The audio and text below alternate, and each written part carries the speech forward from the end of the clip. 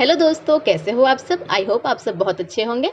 आज हम Bihar state school board का 5वीं कक्षा की हिंदी की पाठ्यपुस्तक का चौथा पाठ पढ़ेंगे, जिसका नाम है चांद का कुर्ता। यह एक कविता है। इसे रामधारी सिंह दिनकर ने लिखा है। ये एक बहुत ही अच्छी कविता है, बहुत ही प्यारी सी कविता है, जिसमें चंद्रमा एक बालक रूप में अपनी माँ से कुर्ता सिलवाने की बात करते हैं।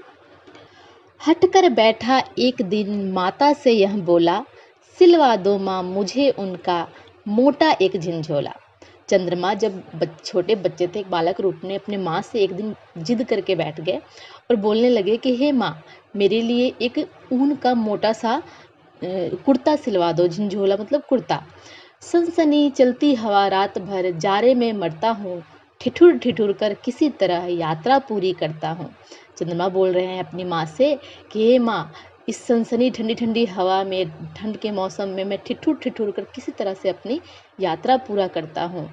आसमान का सफ़र और यह मौसम है जाड़े का, ना हो अगर तो ला दो कुर्ता ही भारे का। चंद्रमा अपनी माँ से कह रहे हैं कि ये जो ठंड के मौसम में आसमान का जो सफ़र होता है, मेरे लिए बहुत ही कष्टदायी होता है।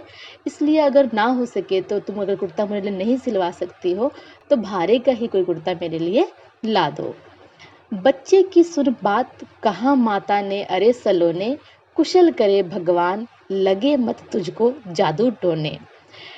अब बालक चंद्रमा की बात सुनकर उनकी माँ बोलने लगती है प्यार से कि अरे मेरे प्यारे पुत्र, भगवान करे तुझे किसी की कभी भी कोई नज़र ना लगे, कोई जादू टोना तुझे ना लगे। जारे की तो बात ठीक है, पर मैं तो डरती हूँ, एक नाप में कभी नहीं तुझको देखा करती हूँ। माँ कहती है कि जारे की जो बात कह रहा है कि हाँ तेरे को ठंड लगती है, ये तो बात सही है, लेकिन मैं इस बात से डरती हूँ कि तुम्हारा नाप मैं कैसे लूँ। तू तो कभी भी एक आकार का होता ही नहीं है, कभी तुम्हारा आकार जो है वो बढ़ता घटता रहता है। कभी एक उंगली भर चौड़ा, कभी 1 फुट मोटा, बड़ा किसी दिन हो जाता है और किसी दिन छोटा। माँ कहती है कि चंद्रमा पुत्र, तुम कभी 1 उंगली भर चौड़ा हो जाता है, कभी 1 फुट मोटा हो जाता है, किसी दिन तो पूरा बड़ा हो जाता है और किसी दिन बहुत ही छोटा हो जाता है। घटता बढ़ता रोज किसी दिन ऐसा भी करता है, नहीं किसी को भी आंखों से दिखलाई पड़ता है। माँ कहती है कि तू रोज अपना आकार घटता बढ़ता, किसी दिन ऐसा होता है कि तू दिखाई भी नहीं देता है। अब तू ही यह बता, नाप तेरी किस रोज लिवाएं, सीधे एक झिझोले जो हर रोज बदन पे आए। माँ कहती है कि अब तू ही बता कि मैं किस दिन तेरा नाप लूँ और तेरे लिए एक कुर्ता सी दूँ जो कि हर दिन तुम्हारे काम आए। तो रामधारी सिंह दिनकर का लिखा एक कविता मुझे तो पढ़ के बहुत मज़ा आया। आई होप आपको भी बहुत मज़ा आएगा। इसको अच्छे से पढ़ के और याद भी कर लीजिएगा। इसके शब्दार्थ हैं हठ मतलब जिद, झिंझोला ढीला ढाला वस्त्र, कुर्ता, भारे का मतलब किराए का, 1 फुट मतलब 12 इंच की लंबाई को 1 फुट कहा जाता है। आगे अभ्यास के प्रश्न में चांद की बात का पहला प्रश्न है, चांद ने ऊन का मोटा झिंझोला सिलवाने की बात क्यों की? चांद ने ऊन का मोटा झिंझोला यानी कि कुर्ता सिलवाने की बात इसलिए की क्योंकि जाड़े की रात में उसे ठिठुर ठिठुर कर आसमान की यात्रा पूरी करनी पड़ती है। अर्थात ठंड से बचने के लिए ऊन का मोटा झिंझोला यानी कि कुर्ता सिलवाने तैयार करने की वो बात करता है अपनी माँ से। दूसरा प्रश्न है, चांद की माँ को उसका झिंझोला सिलवाने में क्या परेशानी थी? चांद की माँ को उसका झिंझोला सिलवाने में यही परेशानी थी कि उसका रूप कभी एक सा नहीं रहता था। तीसरा प्रश्न है, चांद में किस तरह के बदलाव आते हैं? चांद कभी उंगली बराबर रहता है तो कभी 1 फुट मोटा। कृष्ण पक्ष में चांद का आकार छोटा होते होते अदृश्य हो जाता है, जबकि शुक्ल पक्ष में बढ़ते बढ़ते पूर्ण श्वेत गोल बन जाता है। चांद ने कौन सी यात्रा पूरी करने की बात की है? चांद ने आसमान की यात्रा पूरी करने की बात की है। आप चांद के लिए कैसा कुर्ता बनाएंगे? चांद के लिए मैं तो चांद के लिए एक ऐसा कुर्ता बनवाऊंगी जो कि हर रोज काम आ सके। किराया भाड़ा, ना हो अगर तो ला दो कुर्ता ही कोई भारे का। कविता में इस पंक्ति में रेखांकित शब्द भारे का क्या अर्थ है? इसका अर्थ है किराए का, यानी कि कोई चीज़ हम किसी से यूज़ करके वापस कर देंगे और बदले में उसके बदले में कुछ पैसे या फिर कुछ और उनको किराए के बदले में दे देते हैं, उसे बोलते हैं किराया। क्या आपने कभी कोई चीज़ भाड़े पर ली है? कौन सी बताइए? हाँ, जो जैसे हमारे घर में आप इस पे अपने हिसाब से इसका उत्तर लिख सकते हैं। हमारे घर में कई बार जैसे शादी फंक्शन होता है, कोई प्रोग्राम होता है तो कुर्सी, टेबल, जनरेटर, बिछावन जैसे चीज़ें हम भाड़े पर लेकर आते हैं। किराए पर चीज़ें क्यों ली जाती है? किराए पर कोई वस्तु तब ली जाती है जब वह वस्तु व्यक्ति के पास ना हो और आवश्यकता की पूर्ति के लिए कोई वस्तु भाड़े पर ली जाती है। आप ज़रूरत की कौन-कौन सी चीज़ें किराए पर ले सकते हैं?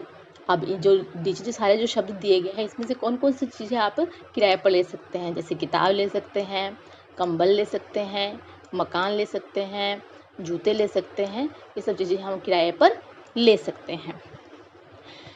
किन्हीं 5 चीज़ों के नाम बताइए जो किराए पर नहीं ली जा सकती।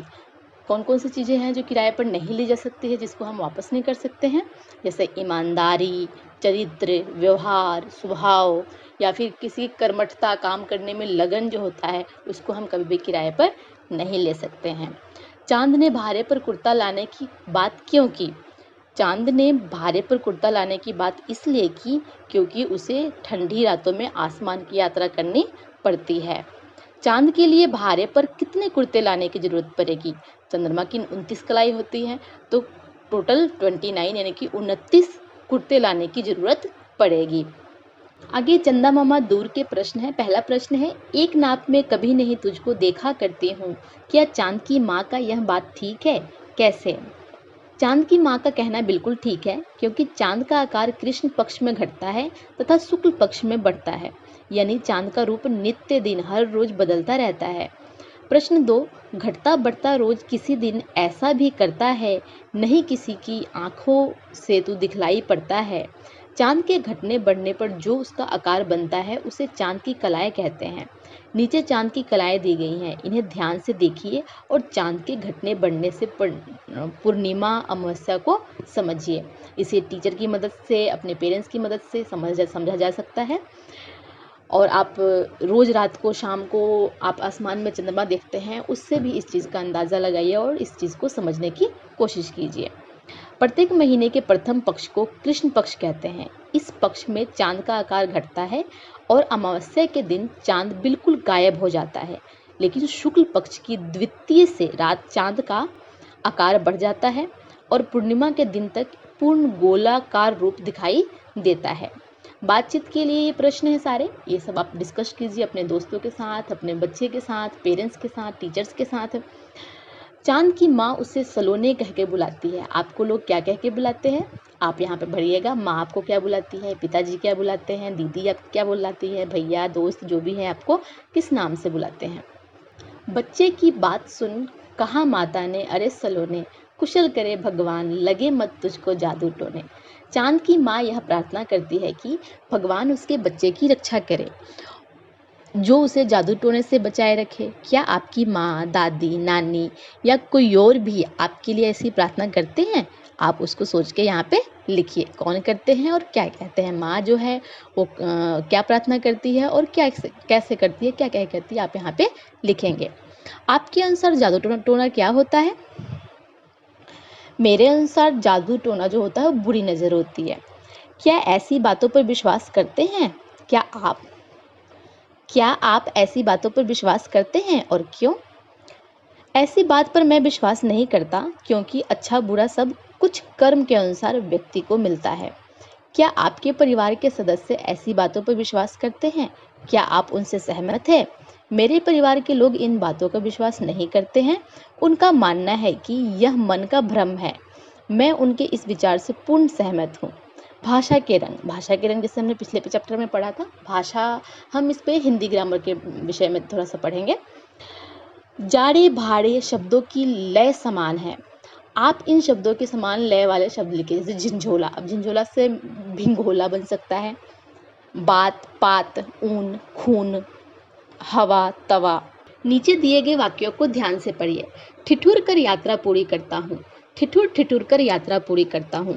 दोनों वाक्यों में ठन लगने की बात की गई है।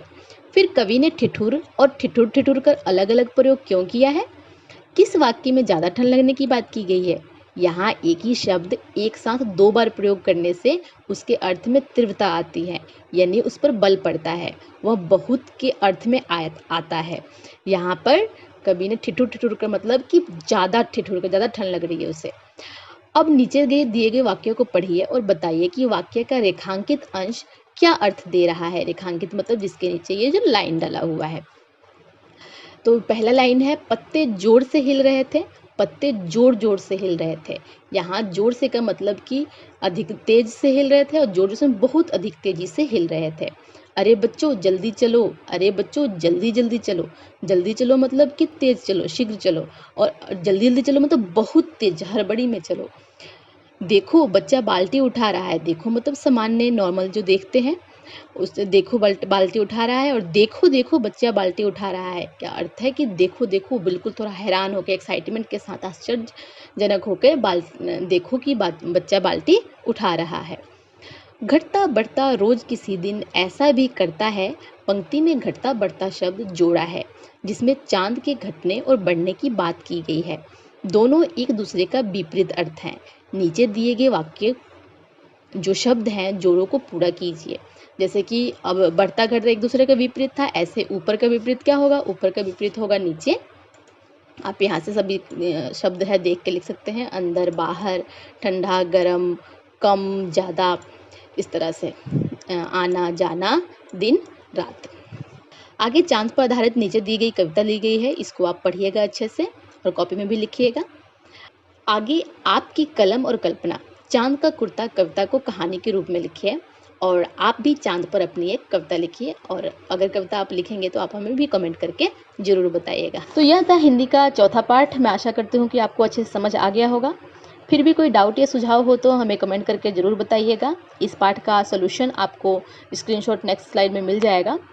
अगर आपको हमारा वीडियो पसंद आया तो अपने दोस्तों को भी शेयर ज़रूर कीजिएगा। साथ ही अगर हमारे चैनल पर नए हैं तो लाइक, सब्सक्राइब और शेयर कर दीजिएगा, और बेल आइकन को भी प्रेस कर दीजिएगा, ताकि आपको हर नए वीडियो का नोटिफिकेशन आपको जल्द से जल्द मिल सके। इसी के साथ मैं विदा लेती हूँ अब। बाय बाय, शबा खैर, अपना ख्याल रखिएगा। धन्यवाद।